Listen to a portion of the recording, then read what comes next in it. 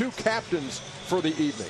Steph Curry is the captain of the West. Paul George of the Indiana Pacers is the captain of the East. Guys, welcome. Thanks for being here. You looking forward to the night? I am. I'm looking forward to taking the West out. Yeah, you feeling good about your side? Yeah, we got a nice little lineup, especially in our dunk lineup. Terrence, me, John. We're going to put on the show. Are y'all putting on like, y'all, you know what each guy's going to do in the first round? Yeah. Okay. That's unique. How different was that, knowing what your competitor is really still doing? It was a little different. You know, we actually worked and helped on, you know, what we're going to do together. You know, our dunks, we're all going to help one another out on our dunks. So we give a little twist to it. Paul, trust me, whatever dunk you do, Kenny will add that barbecue sauce to it. Oh, my God!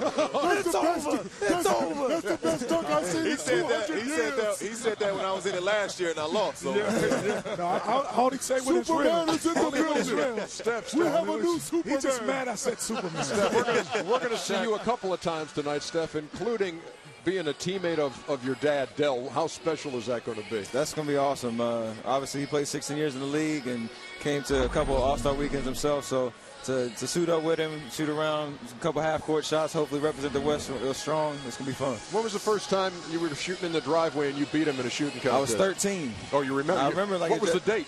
It was his birthday, actually. Was it really? So Oh, geez, happy June birthday, 25th. Bob. Wow. There he is.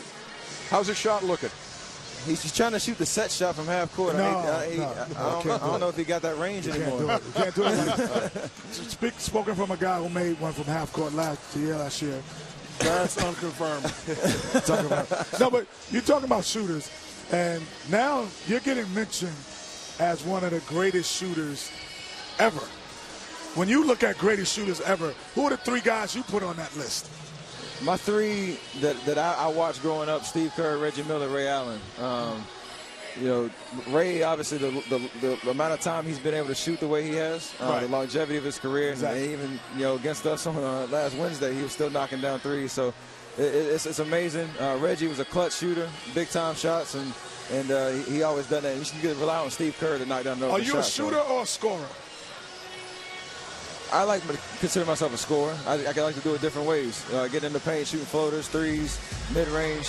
I got to try to do a lot at my size and my speed to be able to get my shot off. Have you decided yet? I mean, because one of the things in the three-point contest tonight is there's going to be one rack that's all money balls, and you get to put it where you want it. Where are you going to put it? I'm still debating. I know it's going to be one of the last three racks because I want to get a rhythm before I get to the shots that's going to be worth more. I don't know if it's going to be the last rack because I don't want to get too tired or mess with the clock, but I'm going to make that decision right before I start. Paul, are we going to see dunks that have never been seen before? Yeah. For myself, I know John's bringing out something new, and Terrence is bringing out something new, so we got something lined up tonight. All right. Charles, you're taking part, or are you? I'm just listening. We see that. We pay you to talk. That is definitely a Trust rarity. me, if I don't say a word the rest of the night, that's what my paycheck been like. I need a raise. Well, guys, we are looking forward to the way the night plays out, and here's something that you may find interesting, Steph. Charles was in Washington the other day and sat down with President Obama.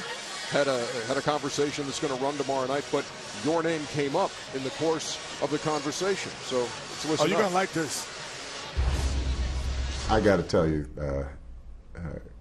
Curry is the best shooter I've ever seen. I believe that. In terms of being able to, off the dribble, get his shot off from anywhere that fast, best I've ever seen. He can shoot. His daddy could shoot, but he could only stand in one spot and shoot, right? He didn't really like to run around a lot. Is that a pretty good read? That's pretty solid right there. I know my family is at home rolling right now to talk about my dad. Is that maybe one of the best moments right there, having the President of the United States talk about your jump shot? That's amazing. I know he's a fan of the game. He's not just talking. So for him to give me that kind of compliment, that's a huge deal, and I appreciate that.